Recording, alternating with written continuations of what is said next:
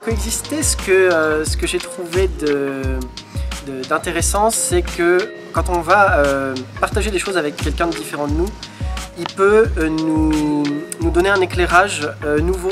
Une rencontre de l'autre, une rencontre de la différence.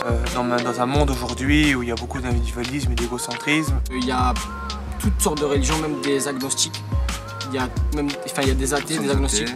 C'est un peu de sortir de sa zone de confort pour aller voir des gens qui n'ont pas du tout la même culture que nous, pas du tout la même religion. Et vraiment d'apprendre aux gens à connaître les religions de l'autre, la sienne aussi, parce que c'est important pour pouvoir se situer. À la rencontre de l'altérité, on alimente aussi les racines, on alimente tout l'être. C'est profondément bien et enrichissant pour tous ensemble. Ce qui est important, c'est de ne pas se perdre dans la rencontre et de se perdre en quoi on croit, parce qu'il faut respecter son identité.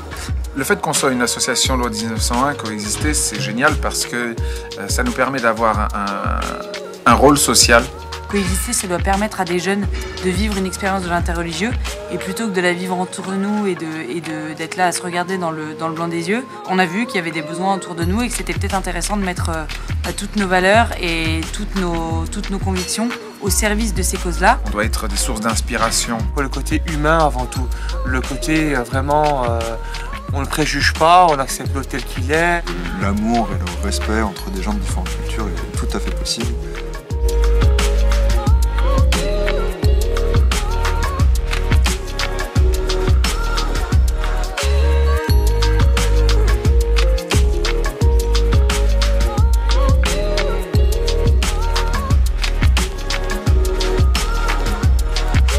Combien de fois on n'ose pas agir, on n'ose pas parce que c'est pas notre métier, parce que c'est pas notre boulot. Alors c'est le boulot de qui alors d'intervenir?